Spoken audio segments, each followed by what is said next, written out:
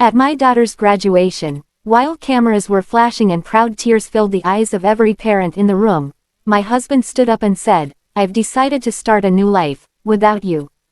And just like that, my world cracked open, except I was ready. I looked him in the eye, smiled, and handed him an envelope. When he opened it, he screamed like he'd seen a ghost. If you've ever been blindsided by someone you trusted, if you've ever stayed silent while someone played dirty, just waiting for your moment, then buckle up. This is the story of how I turned heartbreak into the most satisfying revenge I've ever witnessed, mine. Hit that like button, subscribe, and get ready for one wild, karma-fueled ride. I was married to Nathan for 22 years. We met in college, built a life together, raised a daughter, and weathered storms. At least, that's what I thought we were doing. Somewhere along the way, I became a background character in my own marriage. He was always too busy, always at work, and when he came home, he barely looked up from his phone. But I was raised to keep things together, for the family, for our daughter, Emily. The signs were subtle at first. Whispered phone calls at night. Sudden interest in working out. Business trips that didn't match his company's schedule. But I didn't jump to conclusions. I gave him the benefit of the doubt. I wanted to believe I wasn't being betrayed. Because if I admitted it, I'd have to do something about it. And for years, I just wasn't ready. But everything changed the night Emily walked in on him FaceTiming another woman, half-dressed, calling her, baby. I wasn't in the room, but Emily came to me shaking, her 17-year-old hands cold, tears welling in her eyes as she said, "Mom, I think Dad's cheating on you." I felt my stomach drop. Not just at the betrayal, but at the fact that our daughter, our little girl, was now tangled in the mess he created. That night, I confronted Nathan. He denied it with the confidence of a seasoned liar. Gaslighting me, calling Emily confused, emotional, saying she must have misunderstood. I wanted to believe him. But something in me finally snapped. The years of silence, the quiet dinners, the instinct I'd been suppressing. I didn't argue. I didn't cry. I just said, "Okay," and walked away. But inside, something started burning. From that moment, I planned in silence. I stopped trying to save the marriage. I started gathering information, emails, call logs, receipts, financial records, screenshots. I found out her name, Melanie. I found out when it started, at least a year back. I found out about the hotel bookings, the credit card charges.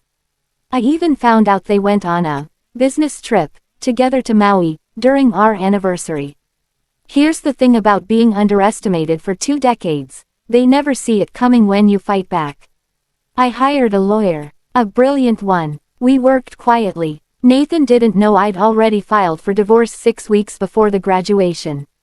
He didn't know I'd secured every financial asset, pulled copies of every bank statement, protected Emily's college fund, and legally documented every affair-related expense he made. And he definitely didn't know that the prenup, which we signed when he was broke and I was helping pay his student loans, was about to bite him in a way he'd never forget.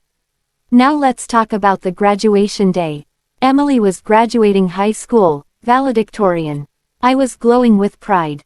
I sat in the audience with my heart full, camera in hand. But then, Nathan walked in, and I felt something twist. He wasn't alone. Melanie was there, sitting with our friends, wearing a dress I'd seen on a shopping receipt he said was a gift for a client. She smiled like she belonged there. I kept my calm. I didn't cry. I just breathed. This day was about Emily. Not him. Not her. Then came the moment. After the ceremony, as people gathered for photos and applause, Nathan tapped a glass with a spoon. "Everyone," he said, "I want to say something."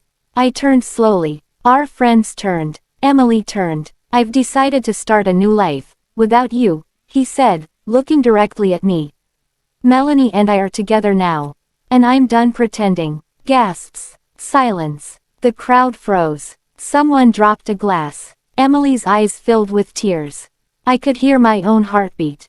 I smiled. I walked up to him, calmly, and said, "Congratulations on your honesty." Then I reached into my purse, and handed him a white envelope. He looked confused. "It's for you," I said. "I've been meaning to give it to you for weeks." Then I turned to Emily, kissed her forehead, and whispered, "I'm proud of you. Let's get some pictures." As I walked away, I heard the sound. The tearing of paper. The quiet unfolding of documents. Then I heard him scream. "What the hell is this?" He chased after me, waving the envelope. "You filed for divorce already.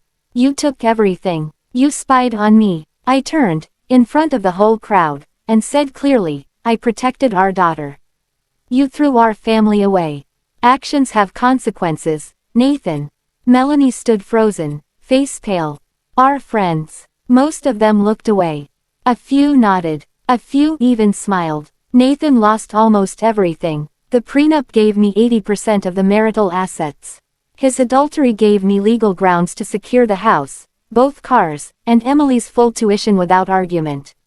Melanie, she disappeared within weeks. Turns out she wasn't into broke, angry, divorced men. Nathan moved into a one-bedroom apartment across town. He texted me once, months later. 'You destroyed me,' he wrote. Revenge isn't always loud. Sometimes, it's quiet. Sometimes, it's wrapped in a white envelope and handed over with a smile. When someone betrays you, you don't always have to scream back. Sometimes, the most powerful thing you can do, is walk away while they burn in the fire they lit themselves. If this story gave you chills, or just made you smile, hit that like button and drop a comment. What's your favorite revenge moment of all time? Don't forget to subscribe for more true stories that prove karma doesn't knock, it kicks the door in.